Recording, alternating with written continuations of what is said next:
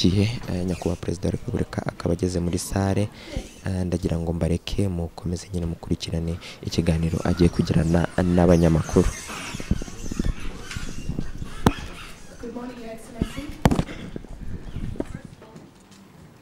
Thank you very much, sir, for taking this time to meet with the members of the local. We have some regional and international press who are also in Rwanda. A lot of them are here, Your Excellency. They came to cover the closing of the Gacaca ceremony. Your Excellency, I don't know if you'd like to proceed right away, if you'd like to say a couple of words. If you'd like to proceed right away, sir, with your permission, we're ready to begin. Thank you very much, Adu. I just want to welcome you, and we can proceed with the discussion. So we're now taking questions. Remember, please, we'll keep it to one question per media house. So we'll begin with Gaki.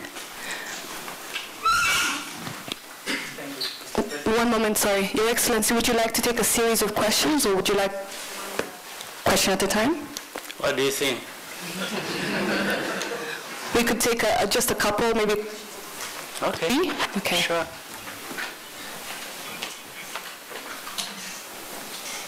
Oh, sorry. Mr. President, my name is Gaki. I work with the East African newspaper.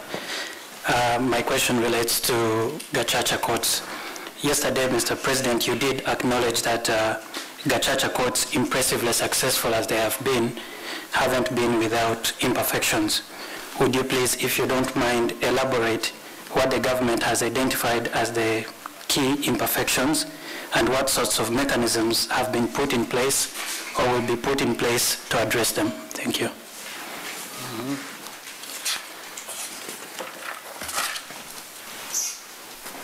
And then we have Marcel. Thank you, Mr. President. My name is Marcel Msimari, Business Daily newspaper.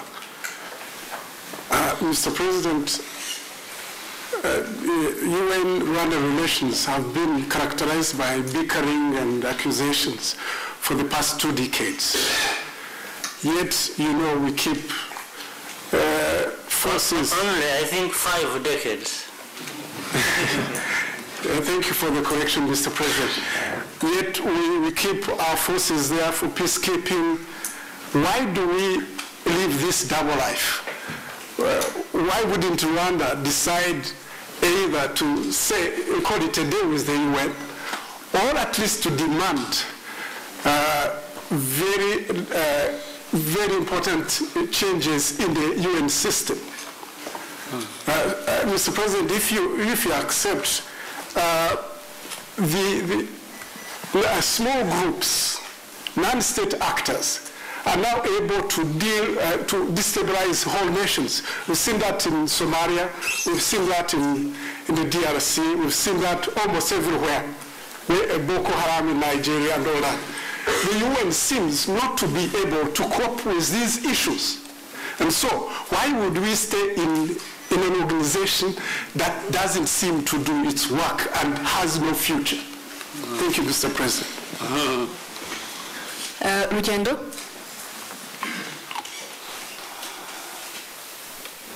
Mr. President, I'm very told to stand up. Your Excellency, my name is Rugendo. I'm from Red Pepper in Uganda. My question, I wish to take you to DRC.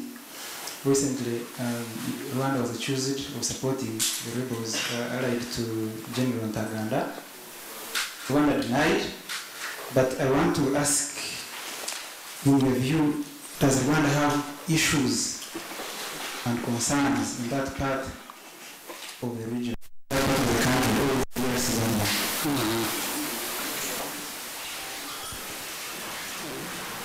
We take this.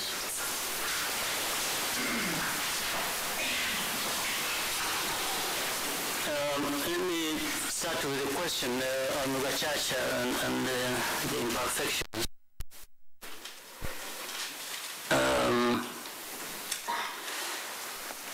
Yes, I think it was put clearly yesterday. The success of the process and how the courts performed. And this is in relation to the results. I was talking about the results when it comes to progress, to success, and so on. And results measured this way. It's not just about numbers of cases that were processed. I think it is also the quality of the process itself and how this resulted in our country benefiting from stability arising out of that process. Stability, again, relating to how our people were able to overcome these differences of our past, accept to listen to each other, to speak with one another, and to agree on many things that are in their interests, and in the interests especially in terms of a better future for them. I think Gacaca did a lot of that, brought together these communities and our society at large, because it was a medium of, exchange of ideas and getting a feel of each other and talking about responsibilities, the victims, the perpetrators, and together moving forward. Now, the imperfections that were talked about or acknowledged arise out of saying this process basically was a process built on certain traditional systems and values, things that may be applied decades and centuries ago in our society, being applied in modern times, and therefore there was, so to speak, some kind of clash where people said, no, this doesn't work today, something else works. But we also discovered that even the modern institutions and systems in fact have more imperfections when it comes to dealing with some of these situations, as we witnessed here. And in fact, that's why we went to these old traditions of dealing with issues in the first place. It's because the modern institutions could not apply and were not going to serve us and give us the results. So if we are talking about imperfections, there are imperfections everywhere, all through. But at the end of the day, you choose what works for you and what works in that situation. That's the most important thing.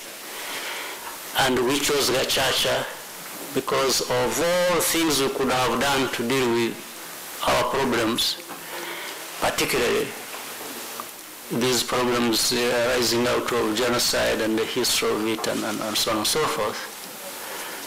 Nothing else was going to work for us. So we proceeded with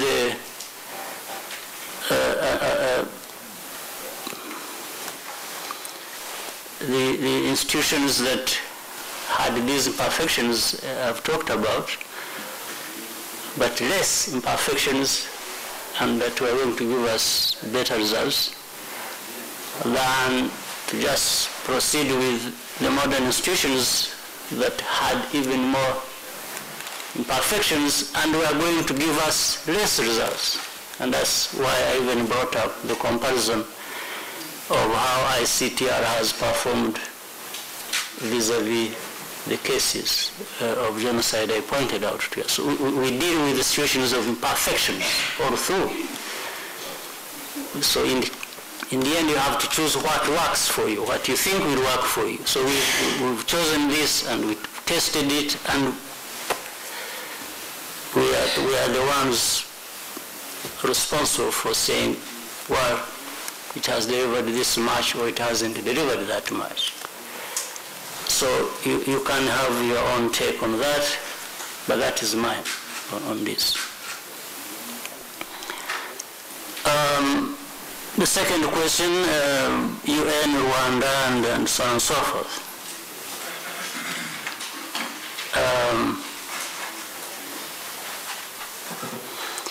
Why live this kind of double life, as you said? I wish I didn't have to. But again, the world we live in, Marcel, as you know, is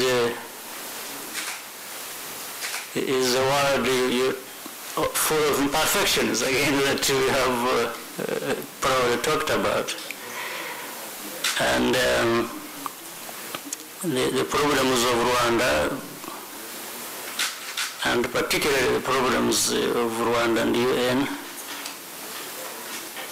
have a long history, yes, that's true, but I think there are other problems that have affected other countries as well.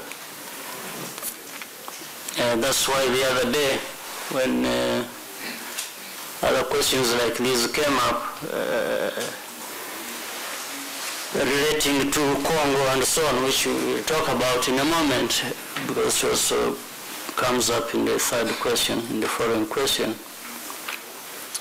That's why the other day I was telling you, sometimes the world behaves as if, and particularly the UN, as if the problems of Congo, as of old, have been caused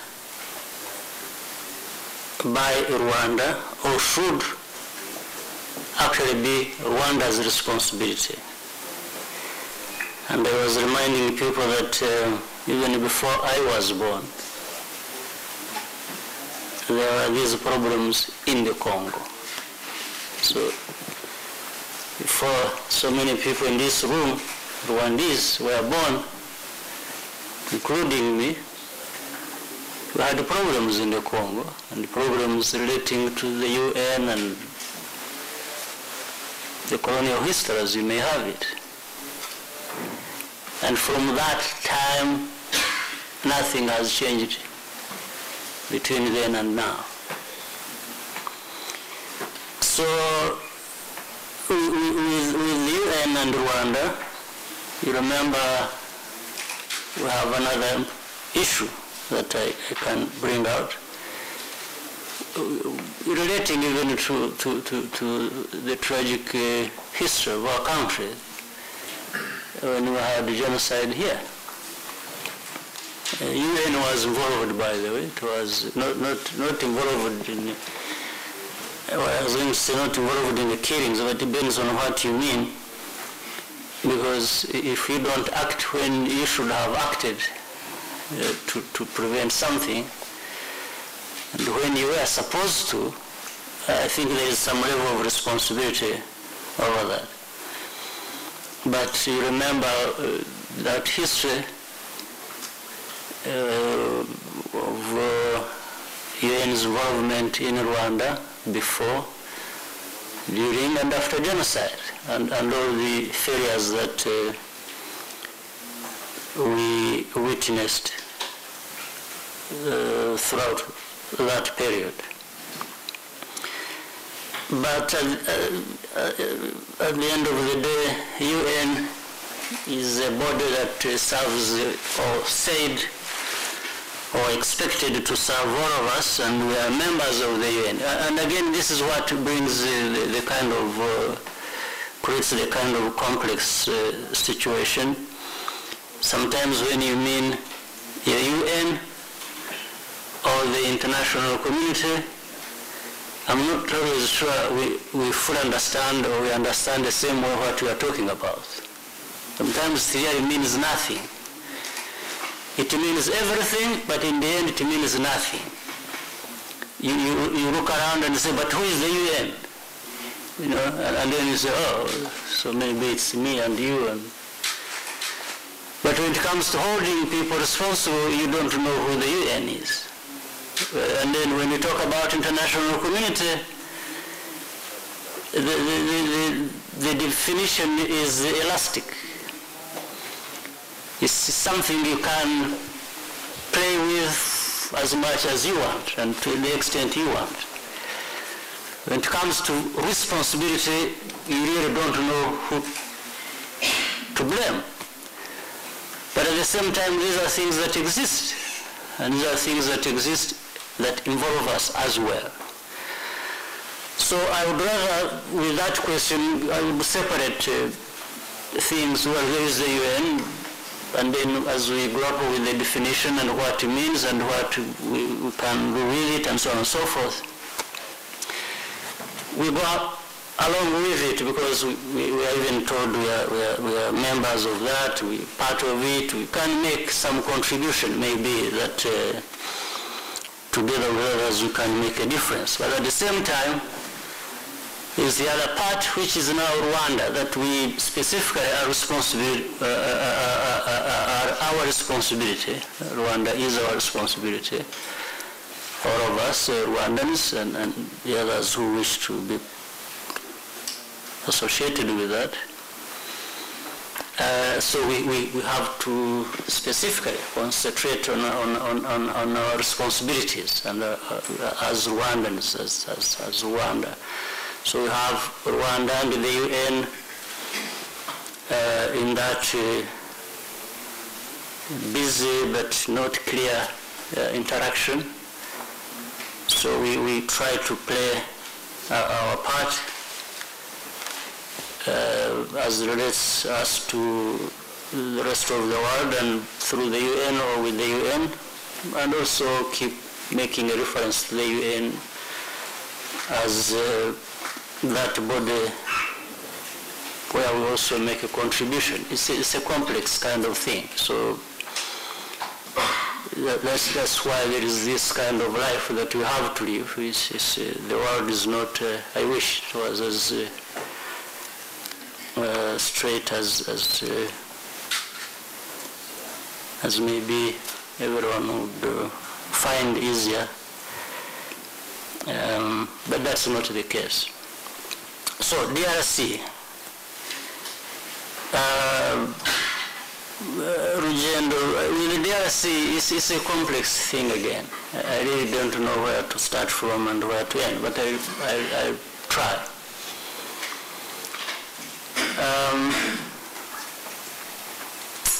I cannot understand, though, even as I try to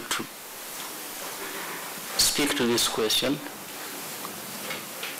why in the world, and again relating to the previous question, I don't know where this comes from, and I don't know why it is a kind of storyline that is always, taken across all kinds of discussions, that Rwanda comes to bear almost full responsibility for everything that happens in the Congo. I've never understood this, but that's the case. It's as if Congo does not exist on its own or does not have its own problems that should be addressed by the Congolese themselves and whoever else wants to deal with that and so on and so forth. No. a situation has been created where Congo's problems are Rwanda's problems, and not only that, actually have been caused by Rwanda. And when everything else has failed, it is Rwanda that must be held to account for Congo, and so on and so forth. And it goes on and on and on and on. With everyone, even my friends in the media and other places, people here who are even known and said to be knowledgeable, to take their time and study cases and investigate and interrogate things, and they do that in academia, wherever, the political scientists. At the end of the day, it is all, if there is a problem in the Congo, well, and there have been problems for so long, go to Rwanda, ask questions there, and hold these Rwandans responsible for it, and so on and so forth. And even if there was to be responsibility, maybe we would need to say, well, this is really Rwanda's problem, but the rest is Congo's problems. But no, there is nothing like that. It is all problems are Rwanda's problems, and Rwanda actually has a responsibility to it. So when you say, there are issues, there are issues. There have been issues for so long. And the understanding of that, the definition of that, so distorted, so confused. And I also see running away from issues. I think Rwanda has more or less become a convenient way for people to try and explain away their responsibilities, either to do something in the Congo or, to be seen to be trying to contribute to it. And so if it fails, then it is Rwanda, it is not them, then, and so on. So everything, even if there was to be any responsibility for Rwanda's part, then that, makes it easy for everything to come and be put on the shoulders of Rwanda. Now, let me take a little time, if you bear with me, to talk about the current situation, which really surprises me, and I will put it straight and this way.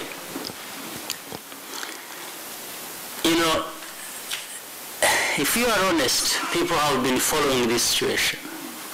It's not so long ago. Well, we had what we had in mid-90s onwards, 2000, early 2000s, and so on and so forth. And then recently, just maybe let me start from 2009, where we had these issues in Eastern Congo, and we tried to, again, under the same false presentation of the problem, but nonetheless, we remained engaged. In fact, we tried to be helpful. And here, if you remember, we have a situation here which we are still stuck with, of a person known as Laurent Nkunda. You've heard of that. We've had to bear every responsibility for him, for that situation that created him, and so on and so forth. And we accepted it. We put it on our shoulders. But hoping that, one, it helps two situations. One, to deal with the Eastern Congo problems, generally for Congo, but also result into a solution for our problem based there, the genociders who are staying there. And it was like we were even buying cooperation in that situation of the Congolese government, or even of international community, so that actually our problem is also dealt with. And if you remember here, the UN that is based in the Congo, if you remember the background, the MONUSCO that is there, why it came there? It was largely because of the problem relating to genocide and the perpetrators of genocide, as well as contribute to stabilization of Congo and so on and so forth. With the history of that I don't have to dwell on so much. But if you look at from that period onwards, which again we'll talk about, you look at what this UN is doing, that would explain why the international community thought about having this presence, and a very expensive presence, and you don't see the results. At least I don't. Maybe in our discussions you let me understand this. I don't see anything that I would pay for even $1. And they pay 1.2 billion every year for doing nothing. And then they turn around and ask Rwanda to deal with every problem that originates from there. Now, so we have this man Munda here, bearing no responsibility, legal and everything. We are being accused every day. We are holding this man for, you should not be holding him, da, da, da, da, da. At the same time, this world of hypocrisy, quietly is saying, you did the right thing to hold this man, to get this man out of this situation, and then, okay, you say, but we got nothing in the end out of it. Because we thought we would get peace in Eastern Congo, because that's what they said, and we had always been warning them that, you see, you want to deal with one man, but even if you went and killed him, or removed him, and as we did, and we have him here, you have not solved the problem, because you are not solving the underlying problems in Eastern Congo or in the whole of Congo, which is a serious governance issue. Well, they didn't listen. We solved that. Now, the point I was coming to, just a period before elections, during and after, recent ones, in the DRC. This same so-called international community is all over the place. It's like they're asking, again, they are now coming to ask Rwanda, and they are talking about it everywhere. It's like, but this Congo, these elections, do you think they will happen? But do you think this man, President Kagame, is really, anybody to do business with? He has failed. He doesn't talk to us. We look for him, we want to talk to him, we can't see him. So, in the end, the conclusion is, shouldn't even be removed, either through elections or other means. Well, I'm just going to spill some secrets to you today. And it is going on and on and on and on and on. At the end of the day, they can't remove him as they wish. They can't do anything about it. He's elected, whether they think fairly or unfairly or whatever, they can do nothing about it. Now some reality dawns on them, and they say, maybe we have to put up with this guy who doesn't talk to us and so on, because we like Congo. And they like Congo, but they don't like Congolese, for sure. If they liked Congolese, we wouldn't be having these problems every day of raping and killings and everything, and silence over it. And just recently, and before I miss one point that is important, during this period they were asking these questions and planning all sorts of things. I don't think in this world there were more than maybe 3 to 5 countries in this world, I'm not talking about this region, that actually were coming out to say, but why don't you leave this situation to the Congolese? Why don't we? In fact, standing by this situation or by the Congolese so that they sort themselves out. They are not, and those few included Rwanda. And the Congolese know it. But things changed so fast, immediately after the elections. Now Rwanda becomes the villain in the situation. Now Rwanda must be, now the same people who are just there on the side plotting and asking and doing this and asking what can be done, and saying this man doesn't talk to us, doesn't and everything, all of a sudden they turn it around and they are back, they are the ones saying, as of old, we are the ones who can save Congo. Since when? Now, and I think they do it so cleverly because they are complaining that they have no access to the leadership in the Congo and so on and so forth. So they buy access by some tricky ways. I would attempt to explain this.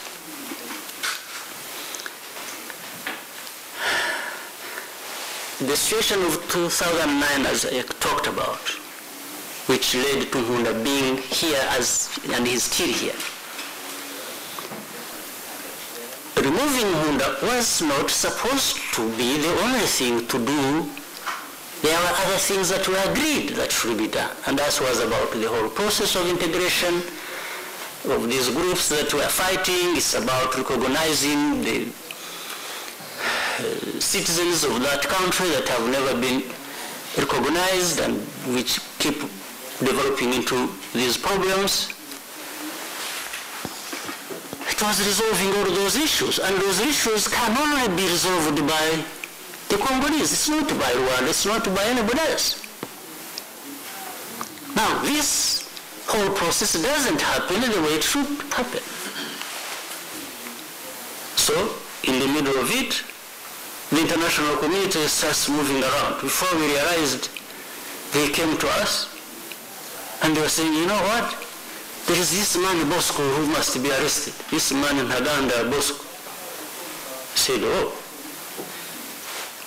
fine, that's your business. Do you want to arrest him? Go ahead and arrest him. If you have reasons for which you're arresting him, why would you even need to ask us? Go ahead, go on with the Congolese and it's like, you know, but we can't do that without the consent of Rwanda. Very silly stuff, honestly. And now this is the point again. Rwanda, there is a responsibility we cannot run away from, or there is an accusation that is going to be there forever that we cannot escape, but for the wrong reason. These Congolese, I've heard some phrases used about them. They call them Rwandophone. Rwandophone is meaning Congolese of Rwandese origin. I mean, of Rwandese, what do they call it? Anyway, they are Congolese, but somehow they have blood in them running from Rwanda, but I don't know. And I'm not responsible for this. No, Rwanda is not responsible for how these Congolese went, or Rwandese happen to be in the Congo and live there and have to be called the citizens of Congo. I have simply, and this Rwanda has no responsibility for it. Somebody else has responsibility for it. How these Rwandans went to be Congolese, I cannot explain. It's none of my business. I don't know about it. I have no responsibility over it. So, if somebody therefore is going to say, oh, there are these Rwandese in the Congo who are supposed to be Congolese citizens, whatever they do, whatever they don't do, whatever they say reflects what Rwanda thinks and what Rwanda is doing, and so on and so forth in the Congo. Now, there is nothing we can do about it. If there is anybody who can do about it, it's those who created that situation. Do they want to supplant them and bring them back here to live in Rwanda? Let them go ahead and do it. Are there grounds to treat them as citizens of that country? That's fine. They should look at it and see the merits of it. But we cannot have a situation where it is neither this nor that. And in the end, that you should hold Rwanda responsible for. So they go on and on and say, oh, but, and we tell these people, we say, you know what? For us, don't ask us anything to do with Bosco Ntaganda or with any, go and ask the Congolese and deal with the Congolese. Go and deal with the MONUSCO, which you created and put there and was supposed to resolve some of these issues. Don't ask us anything. It's none of our business. And however, we also reminded them, we said, you know, we have had a situation for the last 18 years. We have had genocidaries in the Congo. You know what they do every day, you write about it, you talk about how they rape even Congolese, they kill Congolese, children and everything. But you do nothing about it. This is what you should be discussing with us, because those are Rwandese, and we have tried to have this problem addressed, but you are not very helpful. You know where Mudachumura is sitting in his headquarters in Eastern Congo. You know, we give them names. We say, you know all this. You've never come to us to say, this is how we should deal with the matter. Now, you ignore all that and come and start asking us about Bosco Ntaganda. Now, on this, these same people who are complaining about having no access to President Kagame, so they created now a very good reason to have access. Because they would go to President Kagame and say, you know, we can help you with this man who is, after all, first of all, we helped you by making sure that ICC is interested in him. So ICC should be having that man with them and lock him up for you. Now is the time we can actually now arrest him for you. Oh, so now a deal started developing. It was that we will arrest Ntaganda for you, so because you need him arrested, because you know he's not responding to your command and so on and so forth, and he needed it. And somebody in the Congo needed it.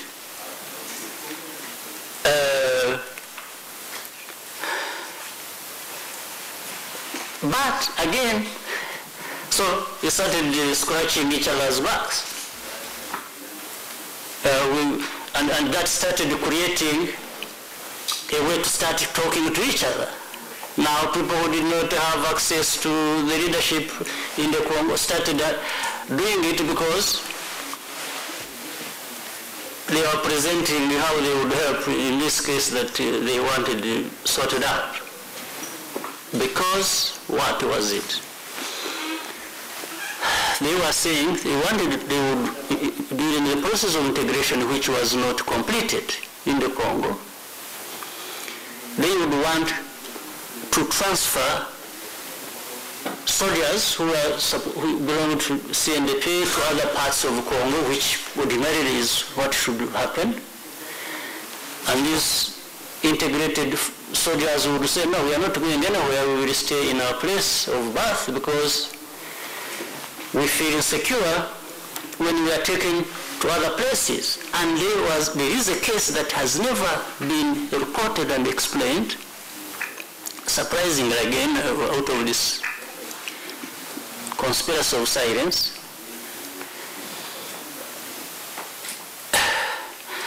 Some soldiers were taken from Eastern Congo of this other background, the Rwanda phone something,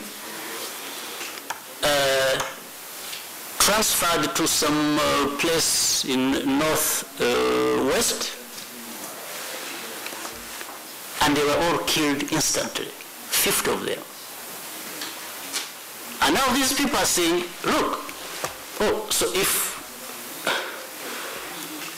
we are transferred and if the process of integration is supposed to work, when we are transferred, we are killed because of who we are.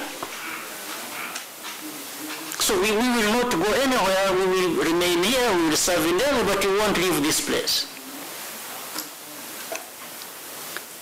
And they thought they would overcome that problem of integration, and therefore having all soldiers respond to command equally well, and therefore by saying, you know what, this is happening, instead of really sorting out this issue, they started by saying, you know, let's arrest this commander, one of the commanders of theirs, and the soldiers will start responding. But the soldiers were not going to, because of this other problem that everybody has kept quiet about. And I'm sure in this room, people know about it. But it is always not talked about. Now, and then the whole issue starts building up. And when we learned about it, when we discussed it with the Congolese, we said, what can we do? Because for us, again, the main focus is on continuing to have a good relationship with the Congo and to continue to work with the Congolese so that we resolve our problem that still remains based in the Congo, and that is of these FDLR, these genocides in the Congo. That's our best main interest. Now, in this fighting for all kinds of things in the Congo, among the Congolese, now the whole world and the Congolese are saying, no, the problem is Rwanda. Yeah, how does the problem become Rwanda? How?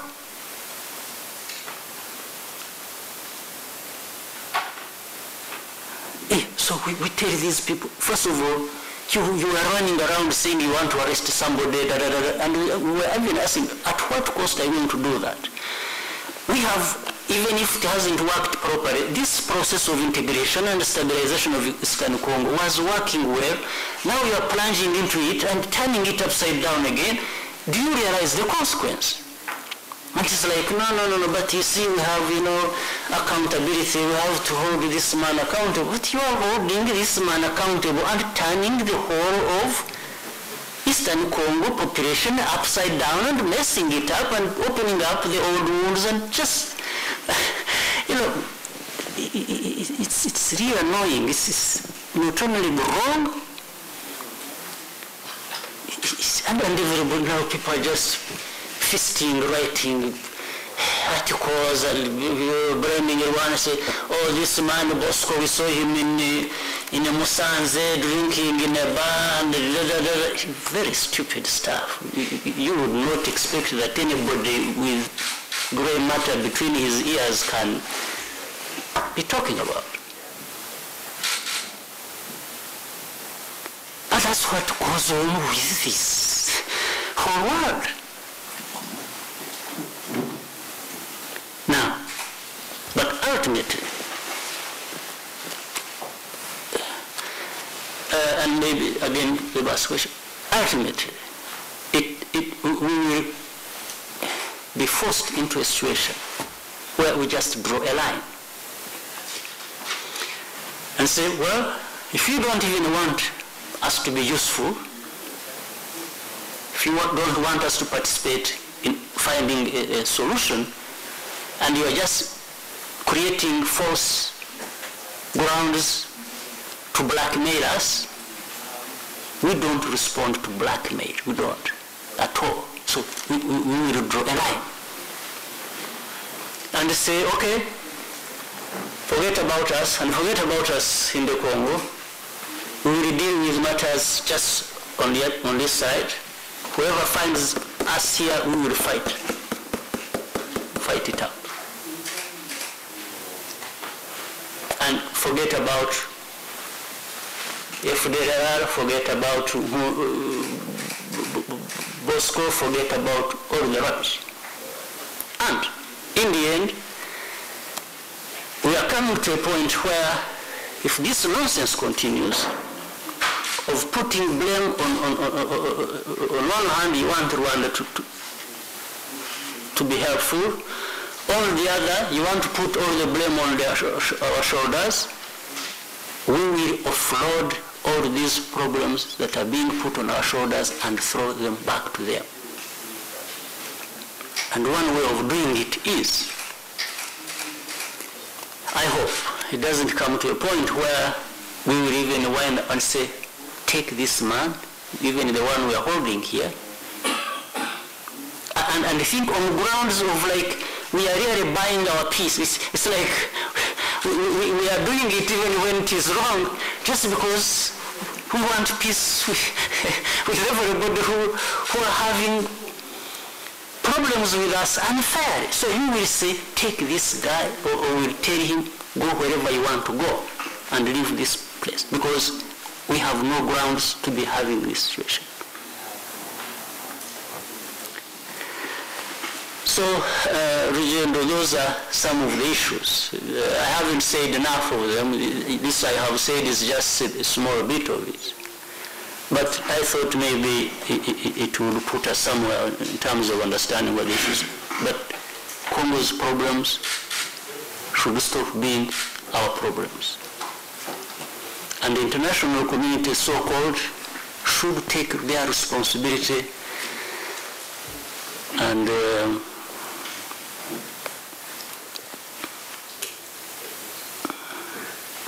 all right, let's have another set of questions. So we'll have Philip, and then we have one there, and then Pierre. Mr. President, Philip Gravich, I wanted to follow up a little bit on a couple of the things about this Congo situation. The peace that had been established over the last 3 years and was holding was understood from the start as you've described it, as a question of, with this ICC warrant hanging over, a stability was more desirable than allowing the execution of this warrant. The way you're describing the breakdown that we've seen in the last few months of the relations between Rwanda and Congo, it seems to be that what you're saying is we had finally established a relationship where we're talking to each other without interference. And through that, we had established a situation full of flaws, bad integration, many things that hadn't happened, but that it had created a stability and a peace. But the international community, and as you say, we don't always know who that's talking about. For instance, I would be very curious to know who asked you about the possibility of removing Kabila by other means. I can't imagine it was a UN resolution. Those people who have no definition.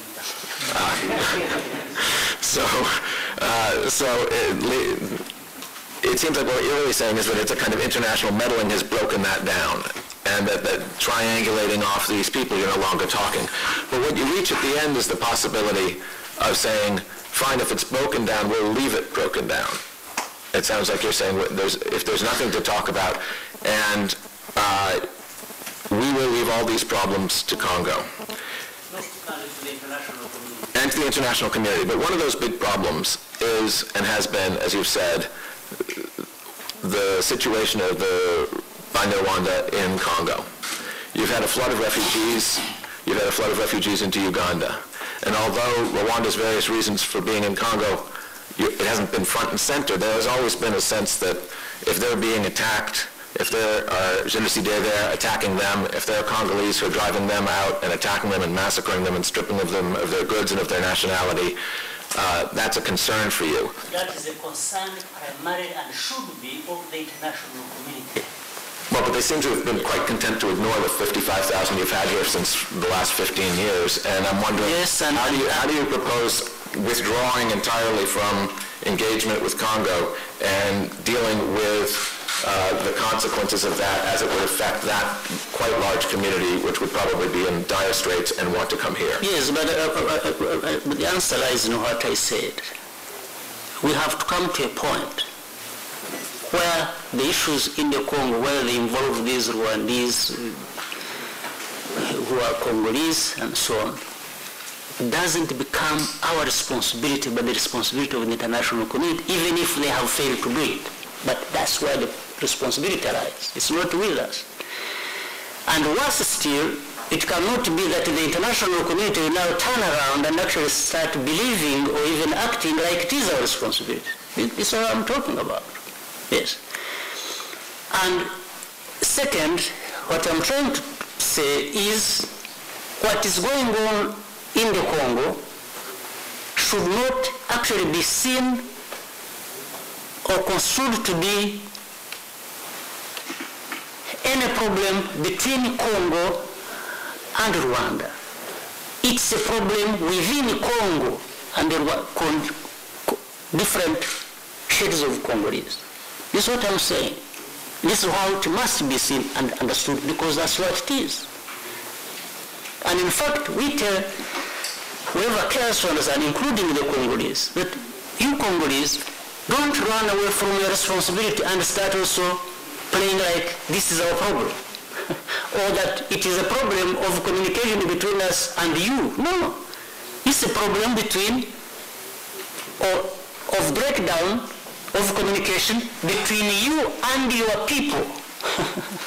You see what I mean? For us, we are only in to be part of the solution, because ultimately it benefits our problem that we want addressed best in Congo. You see what I mean? I do, but if I may for just 1 second, given your view of the so-called international community, putting the problem of the Banyarwanda on the international community sounds like condemning them to a rather grim fate. Wouldn't you agree?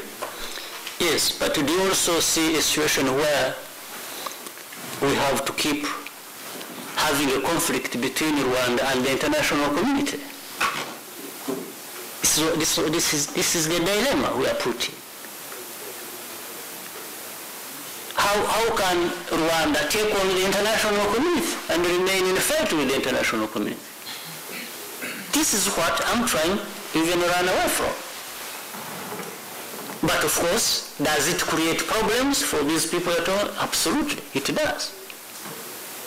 But at the end of the day, maybe there will be a point where the international community will stand accused of actually being responsible for the plight of these people. And they don't want to have anything to do with the accusation where Rwanda is accused for being a problem to the Congolese or even to these members of this community. This is the delicate line we are trying to negotiate. Yes.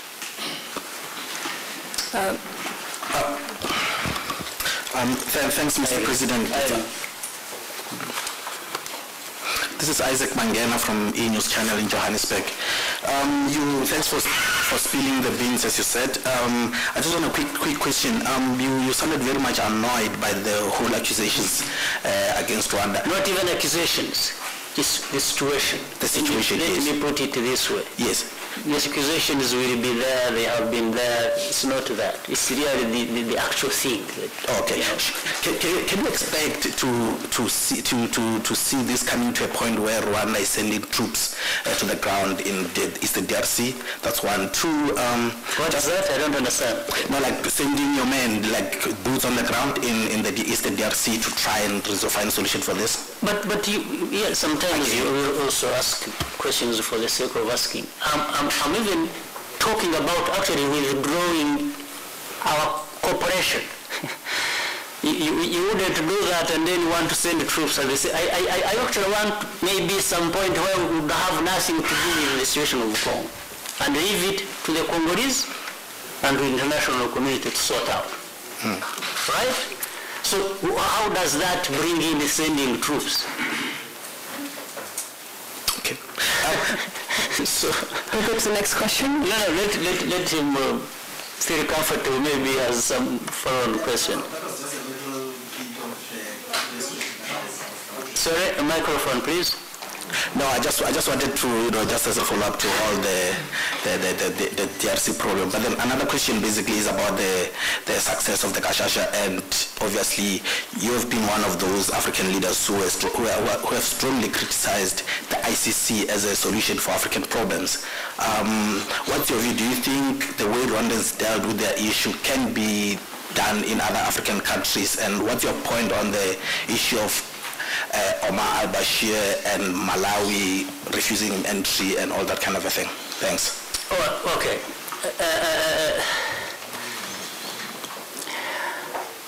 Let me start with the simple one. I think the Bashir and the Malawi and so on and so forth. First of all, I have been reading for Malawi to not be able to host this AU summit. I think let's be realistic. It's actually because they were unable to host it. That's one. Whether one of the reasons, additional reasons, is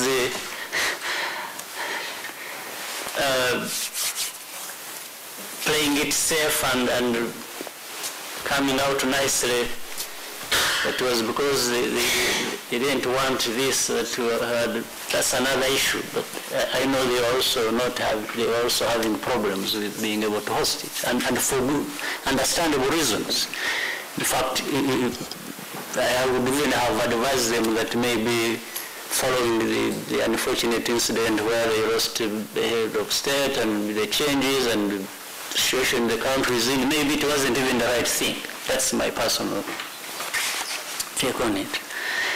And for ICC, again, let me, there are many sides to it. Some of them are my personal views that I have held but made public and so on and so forth. Let me tell you, in 2002,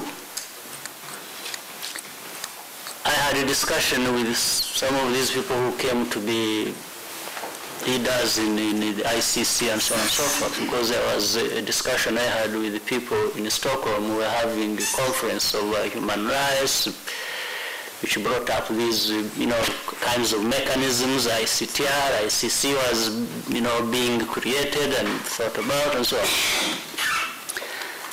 And for me, just out of, what I thought was a good argument, I was telling people in that conference that, you see, it's not so much that we need to create new institutions as we need to actually make the existing institutions work. You see, we have created institutions, we have created all sorts of things that in the end don't work, and then we start creating new ones thinking we are solving the problem. And the new ones we create end up working like the old ones that have not worked. You see what I mean? And I was saying, in dealing with international justice, that's okay. This idea of creating ICC and putting it operate and so on may be good, but is it not going to confront the same failures as the others that exist that actually end up not serving the purpose they are created to serve? This was my argument. The other thing was, I mentioned that I know for sure that this thing that you are going to create will actually end up being a court to try poor, people from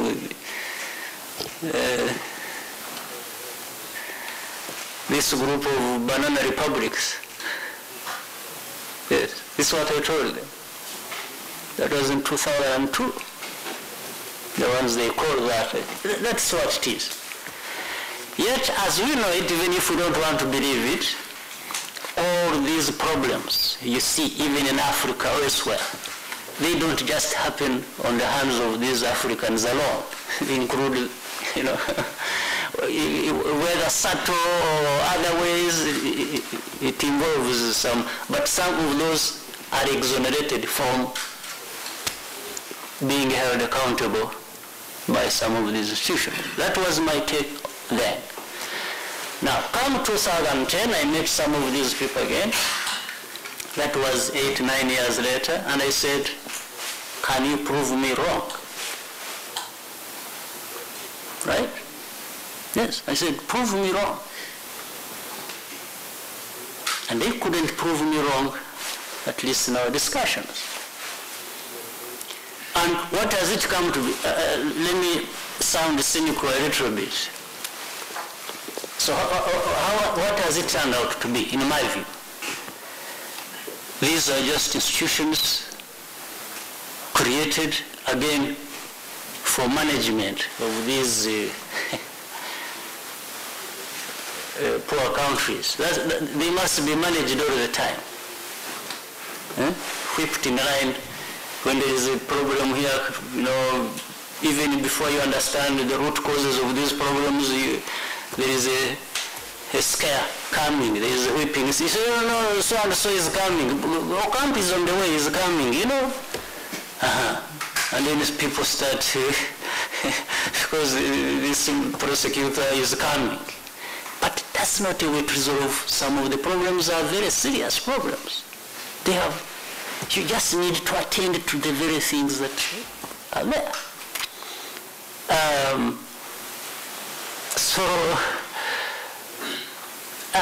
And if you look at situations, at least from my standpoint of looking at these things, if you look at how this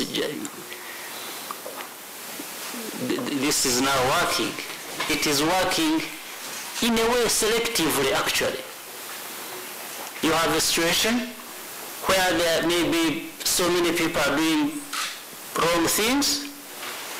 They will select the easier and softer target and individual and deal with that, and leave even worse people to go on.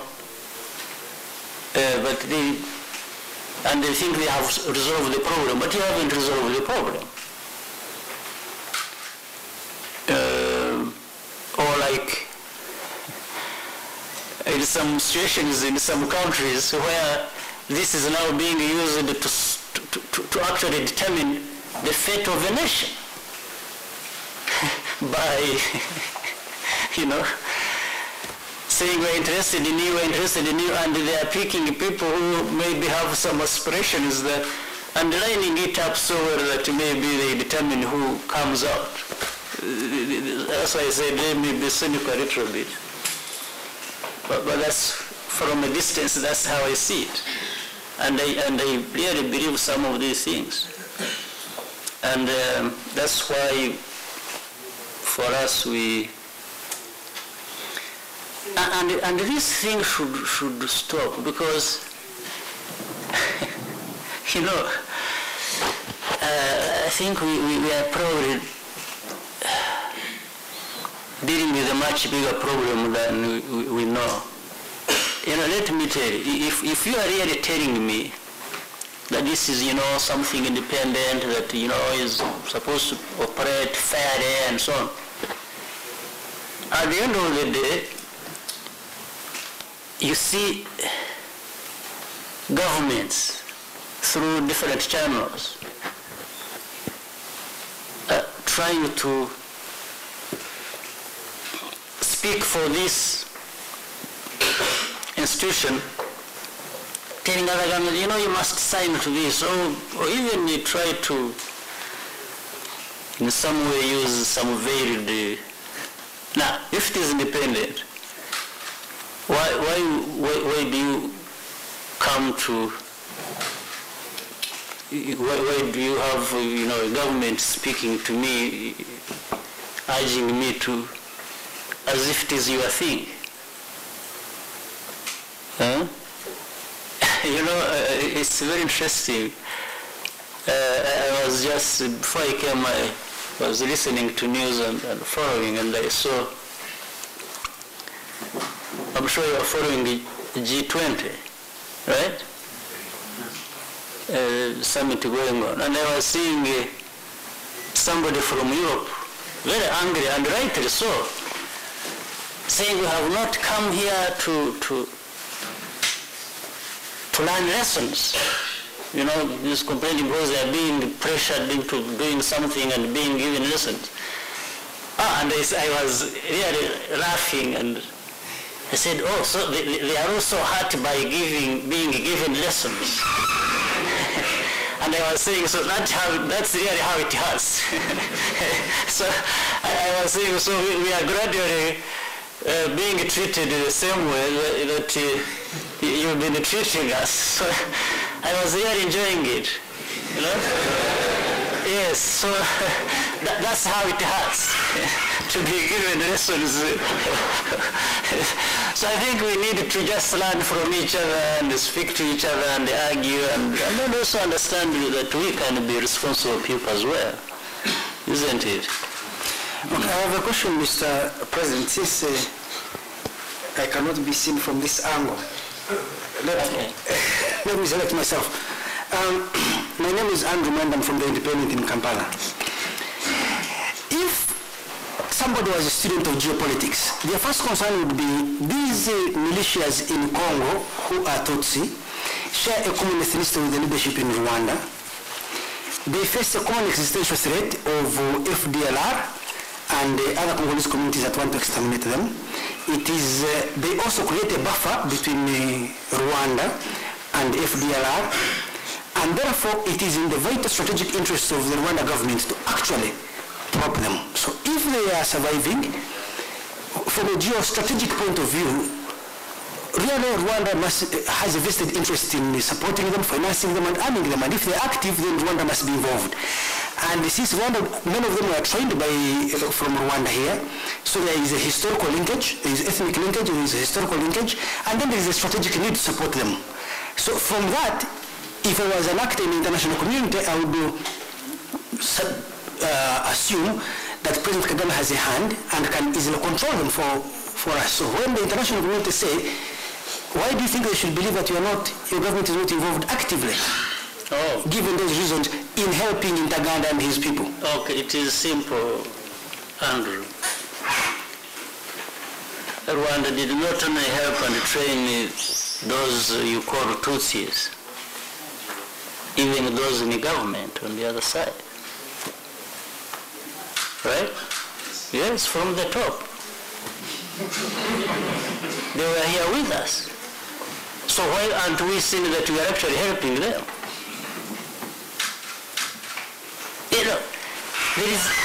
You don't share common ethnicity. Sorry? You don't share common ethnicity with them. Well, who knows?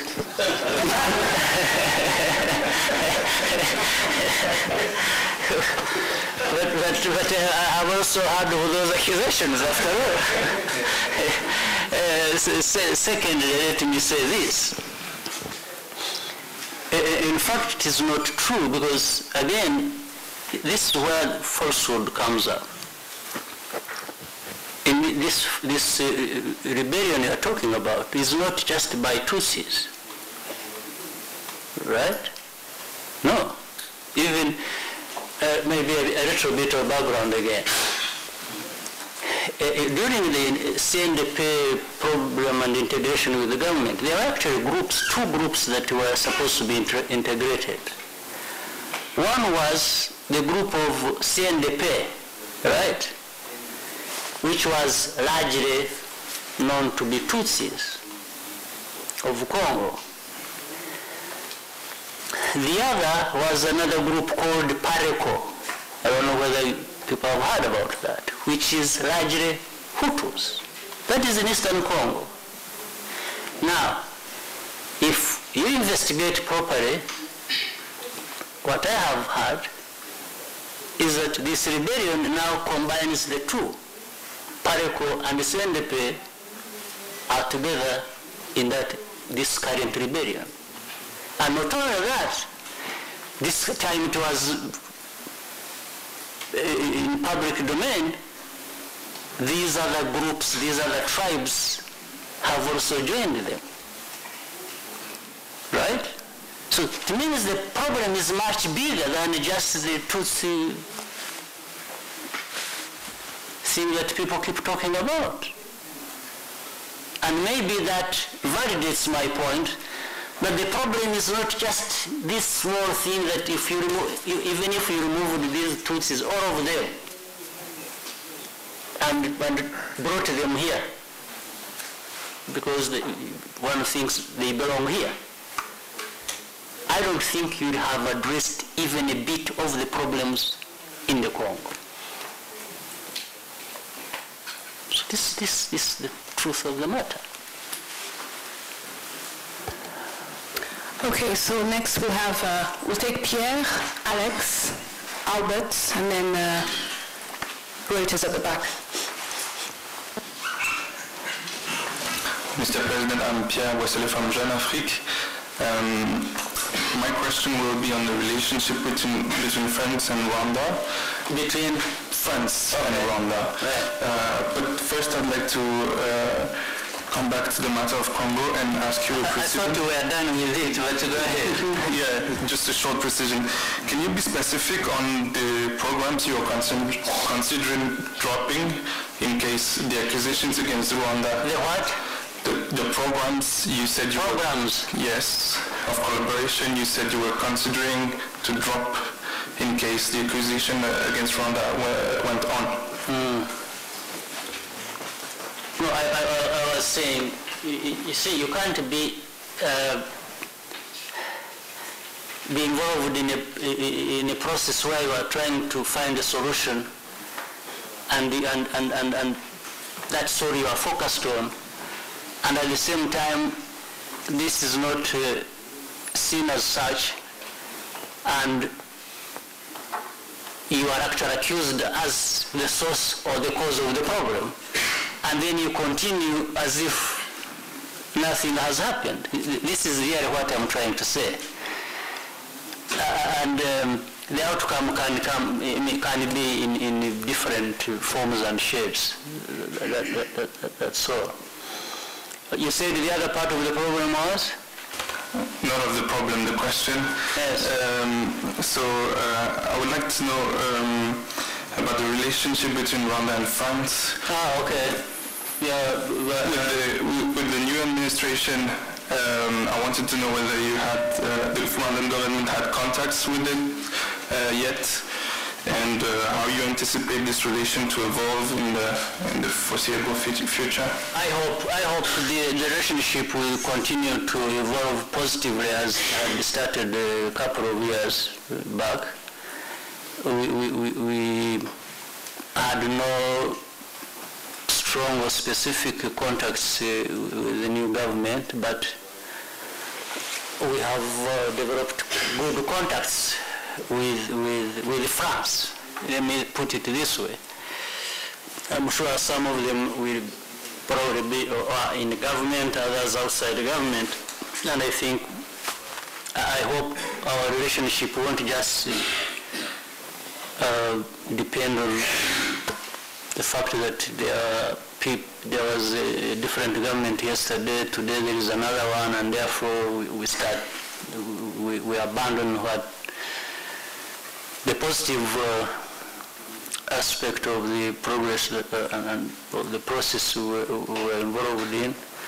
I'm hoping that things will continue even with a new government. That's the way I see it, and I'm looking forward to that.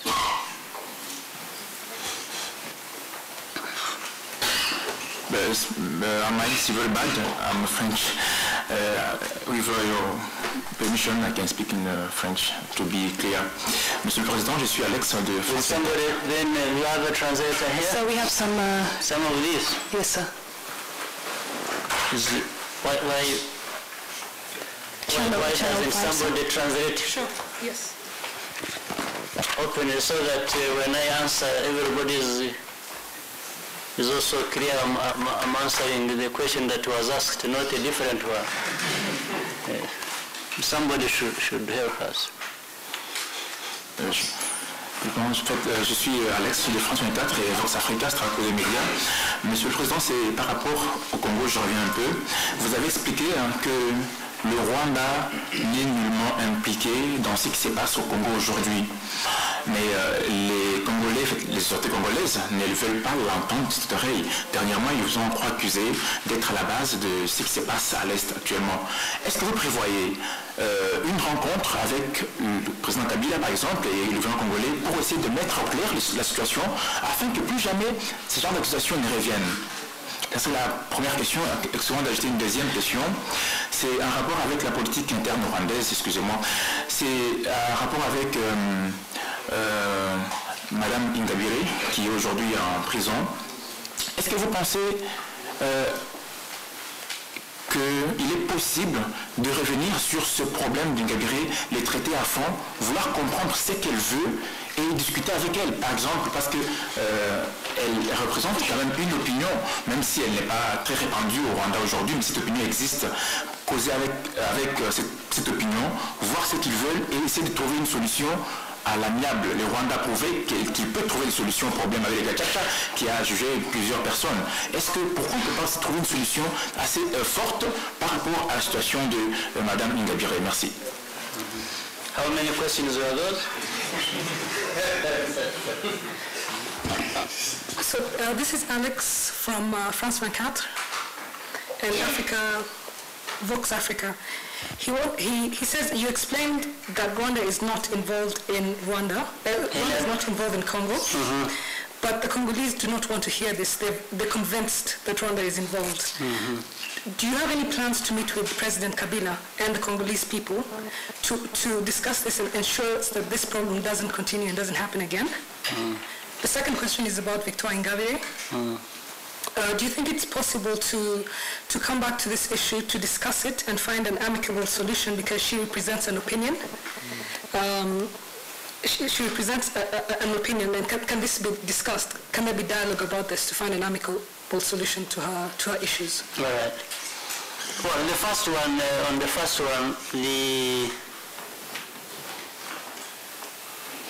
on DRC Rwanda, as I said, we talk. We talk with President Kabila, and as a result, we also have, even now, we have people on the ground in Kinshasa, as we have had other meetings where Congolese have been here a couple of times. So people are talking.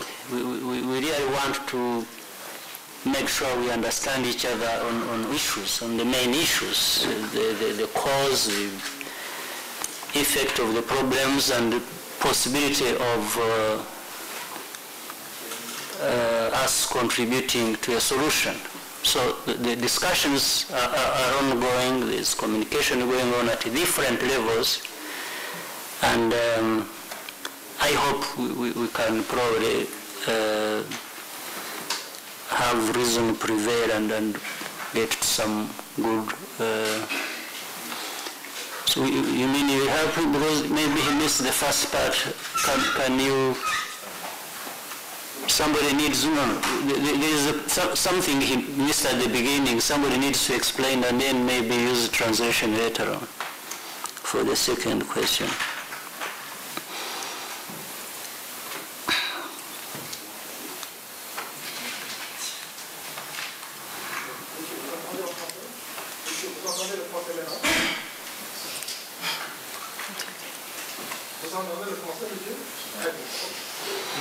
So can somebody help him maybe on the first part of the answer I had given? Alex, vous avez compris la première question, la première réponse, vous avez compris? Oui, j'ai entendu. Donc, je comprends un peu l'anglais, mais c'est pas très bon. Okay.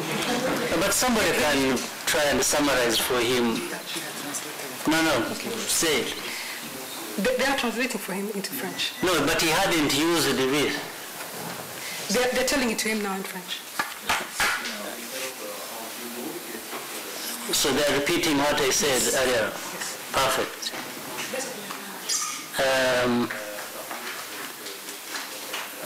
So for the DRC, I think there is a good process ongoing. We are talking at different levels, and we are finding a solution. Now, on this other second question, I would have even preferred to ignore it and just leave it to remain a matter of where justice has to be seen to be done as the process is ongoing, the issue of Ingabire. And his opinion, the one who asked the question, is that Ingabire represents a voice of some kind, which would mean maybe anybody represents a voice of some kind. Anybody. Even if you had armed robbers, people who shoot people on the streets for money, and grab the money and take it away and even maybe kill people, and then if the police arrested them, somebody may say, no, I'm doing this in the name of people who are poor. When you are poor and you have nothing to eat, you can go on the street and kill people. And so he said, I'm doing it in the name of so many. So that may then actually legalizes criminality of some kind.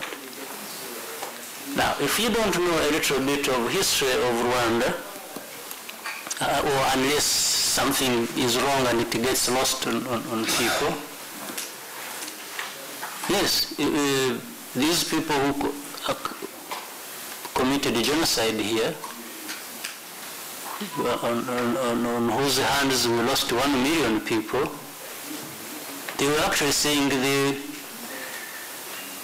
they had a voice. They were speaking for the majority of Rwandans who thought in any way they are threatened or by another section of our population, and therefore this section of the population should be killed, and people should get rid of them, and that's their opinion. So maybe you need that going on everywhere, even where you come from. Maybe you need some people being tired of others and saying, we don't want these people, so we can carry out a genocide against them, because that's the opinion of where those who want to carry out a genocide are coming from. I don't know whether this is the reasoning that you would say, I'm representing the people, and these people think the others are a danger to us, and we should exterminate them for who they are, and it's an opinion, it's a voice. So let it go on. Will we let it go on because it is a voice, or this is pure and simple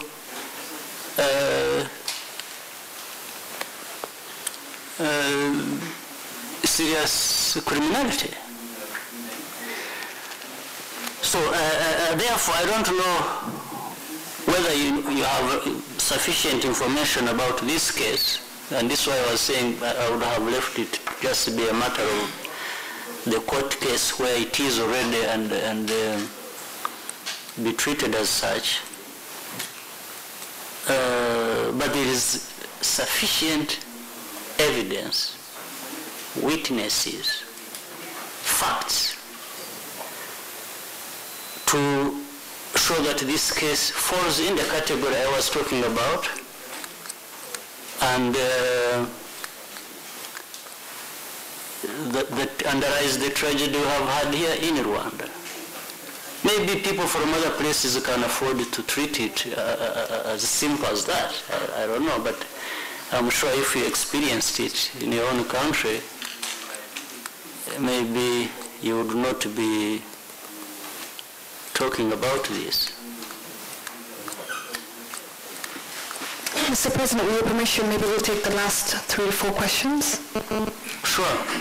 Yes. So we'll have Albert, then Ginny, and then we'll have Reuters. No, but I think let me have somebody direct in front of me here who has Sure. Go ahead. That's me? Yes. All right. I'd like to follow up a little bit on what you said earlier, and thank you for giving me the chance. You can't be spilling secrets and just crack the door open. It's a public secret. Well, can you expand on it a little bit? Can you tell us a little bit about what means there were discussions about and what parties were discussing this option? About what? Getting rid of Kabila, of course. Sorry? Getting rid of Kabila. No, I should be asking you. You people in the media know this. Is there anything further you can expound on that, on the parties, the nature of the discussions and the possibilities? No. I think that is the farthest I could go in terms of being as open as I should. Okay, well in that case let me follow up on something that you said that sounded like a threat. We were talking about something that you said that sounded like a threat. Well, this is my question to Ru. You said we're coming to a point, it sounded like you're coming to a breaking point, and we'll offload all problems that are on our shoulders and throw them back. Yes. Who were you talking about specifically? Which kind of problems? The other people who have no identity. But are you talking about countries? Are you talking about entities? Is the global community, the UN, Congo? I mean, there's a lot of parties. Whoever in the international community. You can't be slippery with the secrets and this. No, but there's no secret about international community. When you say international community, you know what I mean. Well, what do you mean by offloading problems? Which problems specifically are you talking about? Are you talking about... Okay, let me simplify this. I'm talking about simply saying Congo's problems should not be put on Rwanda's shoulders. Rwanda, we have our own problems to deal with, and we try to deal with them as best we can. And somebody should not just keep dumping problems from other places on our doorstep. This is what I'm talking about. Can we please get a microphone up there for Ginny, and then we'll come back. I'll turn this one, yeah. Mr. President, Ginny Stone from ABC Australia Television. My question relates to Bosco Ntaganda.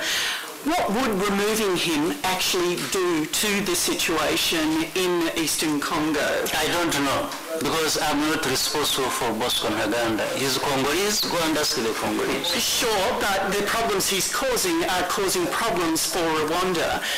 The problems actually for Rwanda are caused by others, not even him. What secrets does he have? Why the reluctance on Rwanda's part? Why?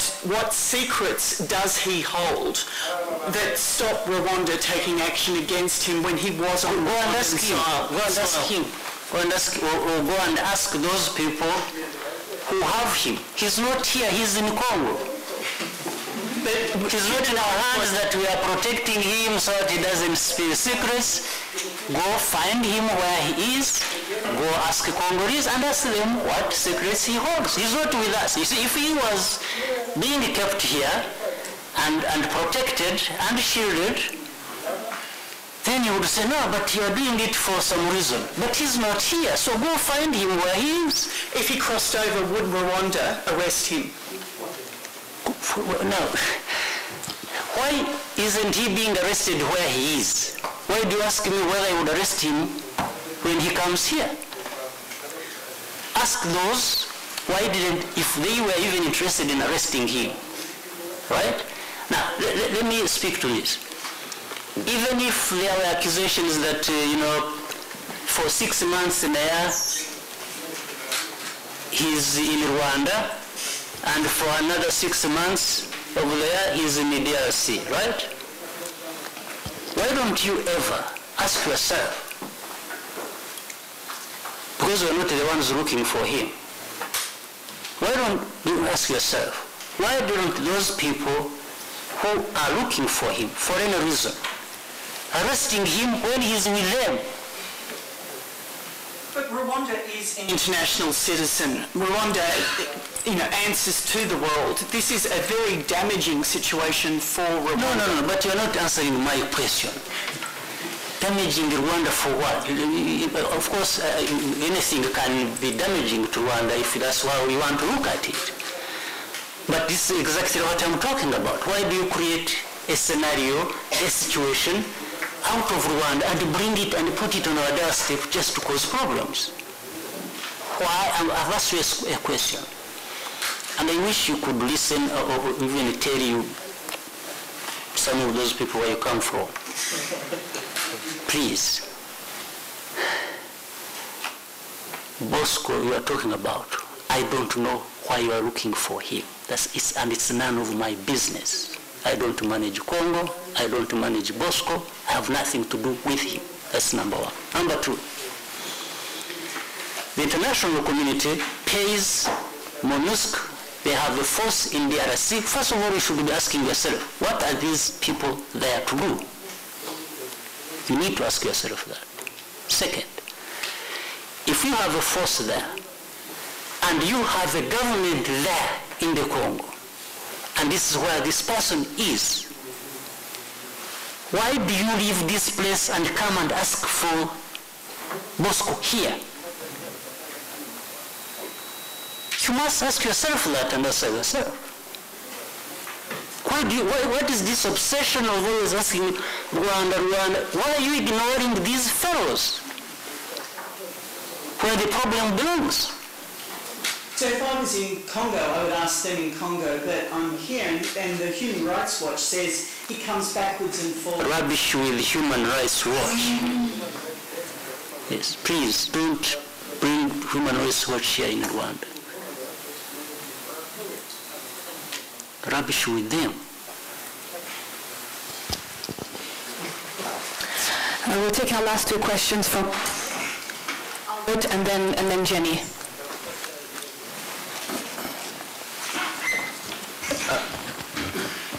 Mr. President, I'm Albert Batsimbo from Contact FM. Back to history.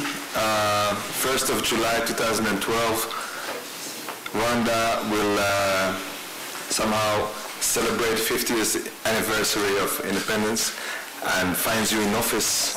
It's also the 18th year of a reconstruction rehabilitation process that started in '94, bringing back dignity to this country. It's also the 25th anniversary this year of the movement that you are leading, and you're a founder member. About legacy, about the future, with this past, and we know even Congo comes in our past. And what is your stamp on that? What is your vision? What is your take on that? On this 50th anniversary, and knowing where we're coming from in Rwanda, and we can also already see that you're not celebrating this the way many other African countries have been celebrating this.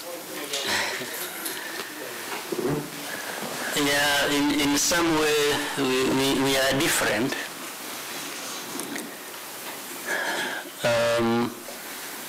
We are the same and different. Different because of all this we are talking about and what we've gone through, but we won't celebrate it. And in fact, we can't celebrate it in the same way because we have even different means to do that. Some people have means to celebrate even nothing, just celebrate whenever they want and spend. They have means, we don't. But we won't celebrate it to at least to have a moment of reflection and call it independence and see through that and see how much of it has been independence and even relate it to other situations on our continent where we have similar situations and move on. So 50 years, 25 or 30 or what, we will see. It is a good thing for us to reflect on the meaning of it and we move on. And at the same time, also, as you rightly said, after that we are going to have 25 years of Rwandese Patriotic Front.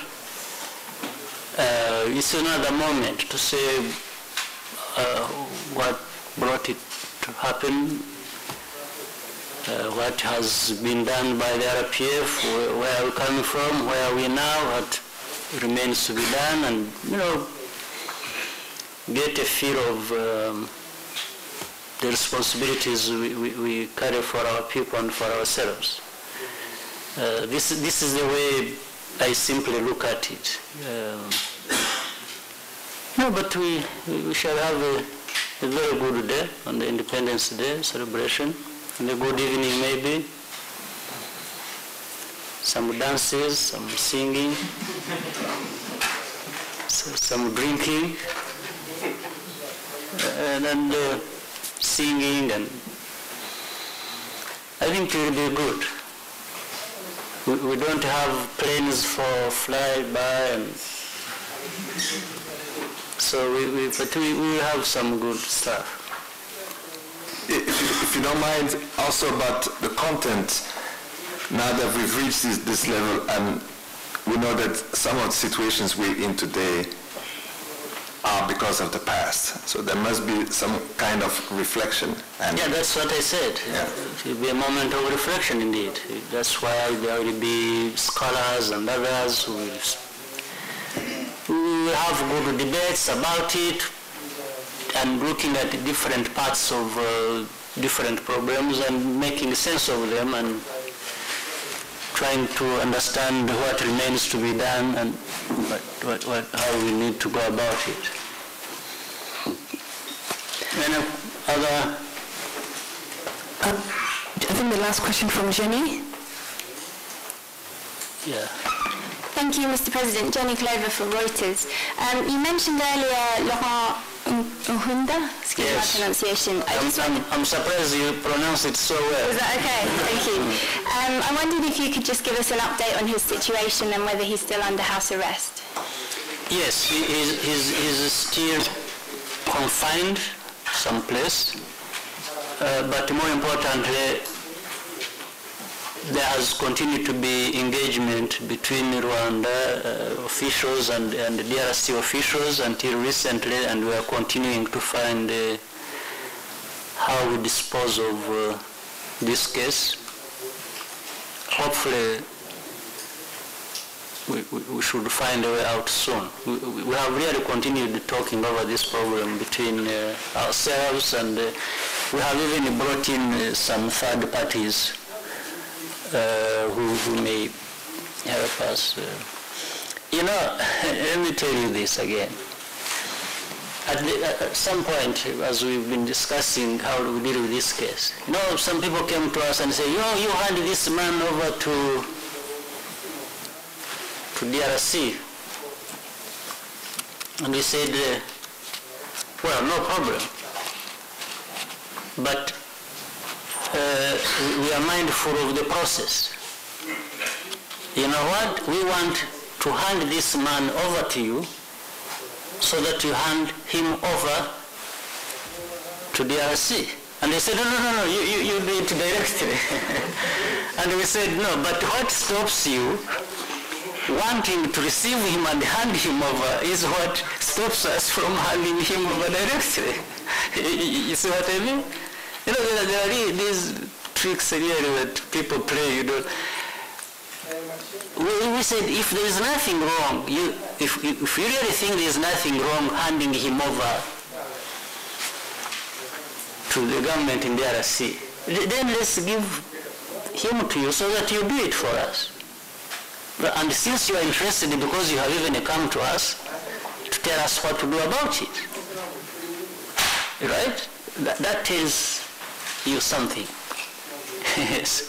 So that's why we want to talk and see how to simply handing him over or letting him go. These are issues that we need to. And this is why I'm saying there have been difficulties of how we manage the case, but that's another matter. If only it didn't result for us into some of these other problems that are created for us. All right? Your Excellency, thank you very much for the time that you've given to us. Thank you. Thank you. Thank you very much.